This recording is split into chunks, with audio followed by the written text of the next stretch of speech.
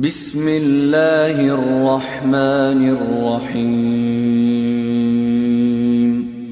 شروع اللہ کا نام لے کر جو بڑا مہربان نہایت رحم والا ہے۔ الف لام را، یہ ایک پر نور کتاب ہے، اس کو ہم نے تم پر اس لیے نازل کیا ہے کہ تم لوگوں کو اندھیروں سے نکال کر روشنی کی طرف لے جاؤ، یعنی ان کے پروردگار کے حکم سے عزت والے خوبیوں والے مالک کے راستے کی طرف، یعنی اس اللہ کے راستے کی طرف کہ جو کچھ آسمانوں اور زمین میں ہے سب اسی کا ہے، اور ان کافروں کے لیے عذاب شدید کی وجہ سے تباہی و بربادی مقدر ہے۔ جو آخرت کے مقابلے میں دنیاوی زندگی کو پسند کرتے اور لوگوں کو اللہ کے راستے سے روکتے اور اس میں کجی چاہتے ہیں، یہ لوگ بڑے دور کی گمراہی میں ہیں۔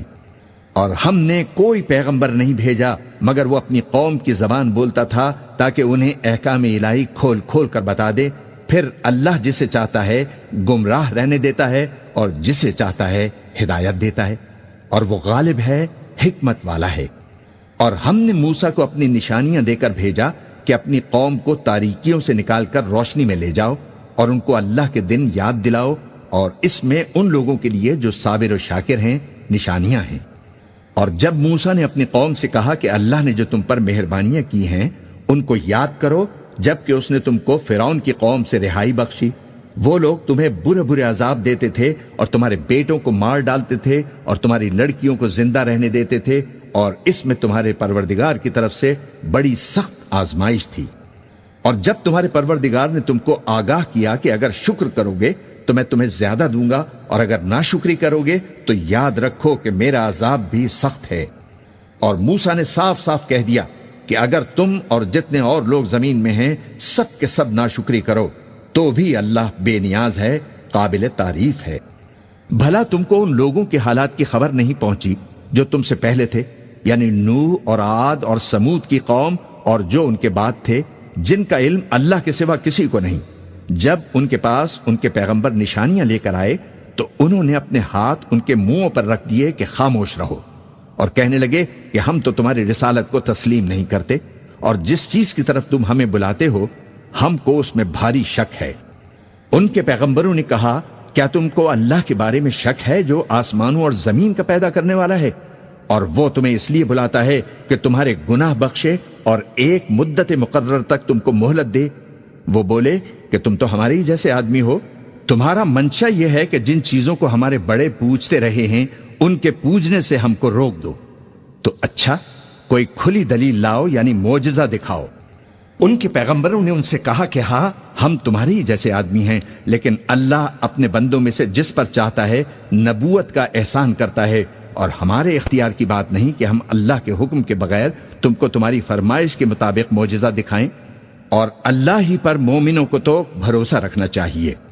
اور ہم کیوں نہ اللہ پر بھروسہ رکھیں، حالانکہ اس نے ہم کو ہمارے دین کے سیدھے راستے بتائے ہیں، اور جو تکلیفیں تم ہم کو دیتے ہو اس پر ہم صبر کریں گے، اور اہل توکل کو تو اللہ ہی پر بھروسہ رکھنا چاہیے۔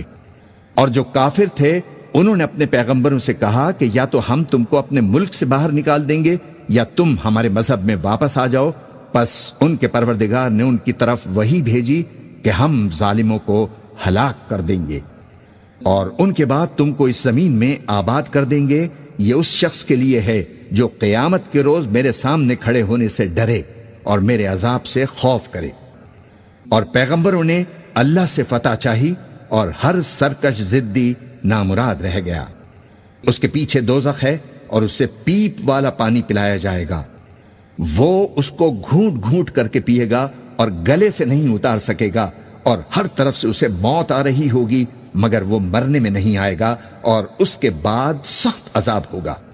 جن لوگوں نے اپنے پروردگار سے کفر کیا ان کے اعمال کی مثال راکھ کسی ہے کہ آندھی کے دن اس پر زور کی ہوا چلے جو اسے اڑا لے جائے۔ اسی طرح جو کام وہ کرتے رہے ان پر ان کو کچھ قابو نہ ہوگا۔ یہی تو پرلے سرے کی گمراہی ہے۔ کیا تم نے نہیں دیکھا کہ اللہ نے آسمانوں اور زمین کو تدبیر سے پیدا کیا ہے؟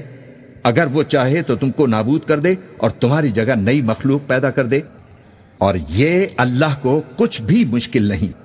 اور قیامت کے دن سب لوگ اللہ کے سامنے کھڑے ہوں گے تو غریب پیروکار بڑے بن بیٹھنے والوں سے کہیں گے کہ ہم تو تمہارے پیرو تھے، کیا تم اللہ کا کچھ عذاب ہم پر سے دفع کر سکتے ہو؟ وہ کہیں گے کہ اگر اللہ ہم کو ہدایت کرتا تو ہم تم کو ہدایت کرتے۔ اب ہم گھبراہٹ ظاہر کریں یا صبر کریں ہمارے حق میں برابر ہے، کوئی جگہ رہائی کی ہمارے لیے نہیں ہے۔ اور جب حساب کتاب کا کام فیصل ہو چکے گا تو شیطان کہے گا جو وعدہ اللہ نے تم سے کیا تھا وہ تو سچا تھا، اور جو وعدہ میں نے تم سے کیا تھا وہ جھوٹا تھا، اور میرا تم پر کسی طرح کا زور نہیں تھا۔ ہاں، میں نے تم کو گمراہی اور باطل کی طرف بلایا تو تم نے جلدی سے اور بے دلیل میرا کہنا مان لیا، تو آج مجھے ملامت نہ کرو، اپنے آپ ہی کو ملامت کرو۔ نہ میں تمہاری فریاد رسی کر سکتا ہوں اور نہ تم میری فریاد رسی کر سکتے ہو۔ میں اس بات سے انکار کرتا ہوں کہ تم پہلے مجھے شریک بناتے تھے۔ بے شک جو ظالم ہیں ان کے لیے درد دینے والا عذاب ہے، اور جو ایمان لائے اور عمل نیک کرتے رہے وہ بہشتوں میں داخل کیے جائیں گے جن کے نیچے نہریں بہہ رہی ہیں اپنے پروردگار کے حکم سے۔ وہ ہمیشہ ان میں رہیں گے، وہاں وہ ہر ملاقات پر ایک دوسرے کو سلام کہیں گے۔ کیا تم نے نہیں دیکھا کہ اللہ نے کلمہ طیبہ کی کیسی مثال بیان فرمائی ہے؟ وہ ایسی ہے جیسے پاکیزہ درخت جس کی جڑ مضبوط ہو اور شاخیں آسمان میں پھیلی ہوں۔ وہ اپنے پروردگار کے حکم سے ہر موقع پر پھل لاتا ہو، اور اللہ لوگوں کے لیے مثالیں بیان فرماتا ہے تاکہ وہ نصیحت حاصل کریں۔ اور ناپاک بات یعنی غلط عقیدے کی مثال ناپاک درخت کی سی ہے کہ وہ زمین کے اوپر ہی سے اکھیڑ کر پھینک دیا جائے، اس کو ذرا بھی قرار و ثبات نہیں۔ اللہ مومنوں کے دلوں کو صحیح اور پکی بات سے دنیا کی زندگی میں بھی مضبوط رکھتا ہے اور آخرت میں بھی رکھے گا، اور اللہ بے انصاف لوگوں کو گمراہ رکھتا ہے، اور اللہ جو چاہتا ہے کرتا ہے۔ کیا تم نے ان لوگوں کو نہیں دیکھا جنہوں نے اللہ کے احسان کو ناشکری سے بدل دیا اور اپنی قوم کو تباہی کے گھر میں لا اتارا، یعنی دوزخ میں، کہ سب ناشکرے اس میں داخل ہوں گے اور وہ برا ٹھکانہ ہے۔ اور ان لوگوں نے اللہ کے شریک مقرر کیے کہ لوگوں کو اس کے رستے سے گمراہ کریں۔ کہہ دو کہ چند روز فائدے اٹھا لو، آخر کار تم کو دوزخ کی طرف لوٹ کر جانا ہے۔ اے پیغمبر، میرے مومن بندوں سے کہہ دو کہ نماز پڑھا کریں، اور اس دن کے آنے سے پیشتر جس میں نہ اعمال کا سودا ہوگا اور نہ دوستی کام آئے گی، ہمارے دیے ہوئے مال میں سے پوشیدہ اور علانیہ خرچ کرتے رہیں۔ اللہ ہی تو ہے جس نے آسمان اور زمین کو پیدا کیا اور آسمان سے مے برسایا، پھر اس سے تمہارے کھانے کے لیے پھل پیدا کیے، اور کشتیوں اور جہازوں کو تمہارے زیر فرمان کیا تاکہ وہ سمندر میں اس کے حکم سے چلیں، اور نہروں کو بھی تمہارے زیر فرمان کیا، اور سورج اور چاند کو تمہارے لیے کام میں لگا دیا کہ دونوں دن رات ایک ڈگر پر چل رہے ہیں، اور رات اور دن کو بھی تمہاری خاطر کام میں لگا دیا۔ اور جو کچھ تم نے مانگا سب میں سے تم کو عنایت کیا، اور اگر اللہ کے احسان گننے لگو تو شمار نہ کر سکو، مگر لوگ نعمتوں کا شکر نہیں کرتے۔ کچھ شک نہیں کہ انسان بڑا بے انصاف ہے، ناشکرا ہے۔ اور جب ابراہیم نے دعا کی کہ اے میرے پروردگار، اس شہر کو لوگوں کے لیے امن کی جگہ بنا دے، اور مجھے اور میری اولاد کو اس بات سے کہ بتوں کی پرستش کرنے لگیں بچائے رکھیو۔ اے پروردگار، انہوں نے بہت سے لوگوں کو گمراہ کیا ہے، سو جس شخص نے میرا کہا مانا وہ میرا ہے، اور جس نے میری نافرمانی کی تو بخشنے والا ہے، مہربان ہے۔ اے پروردگار، میں نے اپنی اولاد ایک وادی میں جہاں کھیتی نہیں تیرے عزت و ادب والے گھر کے پاس لا بسائی ہے، اے پروردگار، تاکہ یہ نماز پڑھیں، سو تو لوگوں کے دلوں کو ایسا کر دے کہ ان کی طرف جھکے رہیں، اور ان کو میووں سے روزی دیتے رہنا تاکہ تیرا شکر کریں۔ اے پروردگار، جو بات ہم چھپاتے اور جو ظاہر کرتے ہیں تو سب جانتا ہے، اور اللہ سے کوئی چیز مخفی نہیں، نہ زمین میں اور نہ آسمان میں۔ اللہ کا شکر ہے جس نے مجھ کو بڑی عمر میں اسماعیل اور اسحاق بخشے، بے شک میرا پروردگار دعا سننے والا ہے۔ اے پروردگار، مجھ کو ایسی توفیق عنایت فرما کہ نماز پڑھتا رہوں، اور میری اولاد کو بھی یہ توفیق بخش۔ اے پروردگار، میری دعا قبول فرما۔ اے پروردگار، حساب کتاب کے دن میری اور میرے ماں باپ کی اور مومنوں کی مغفرت فرمائیو، اور یہ نہ سمجھنا کہ یہ ظالم جو کام کر رہے ہیں اللہ ان سے بے خبر ہے۔ وہ ان کو اس دن تک مہلت دے رہا ہے جبکہ دہشت کے سبب آنکھیں پھٹی کی پھٹی رہ جائیں گی، اور لوگ سر اٹھائے ہوئے میدان قیامت کی طرف دوڑ رہے ہوں گے، ان کی نگاہیں خود اپنی طرف لوٹ نہ سکیں گی، اور ان کے دل مارے خوف کے ہوا ہو رہی ہوں گے۔ اور لوگوں کو اس دن سے آگاہ کر دو جب ان پر عذاب آ جائے گا، تب ظالم لوگ کہیں گے کہ اے ہمارے پروردگار، ہمیں تھوڑی سی مہلت عطا فرما تاکہ ہم تیری دعوت توحید قبول کریں اور تیرے پیغمبروں کے پیچھے چلیں۔ تو جواب ملے گا، کیا تم پہلے قسمیں نہیں کھایا کرتے تھے کہ تم کو اس حال سے جس میں تم ہو زوال نہیں ہوگا؟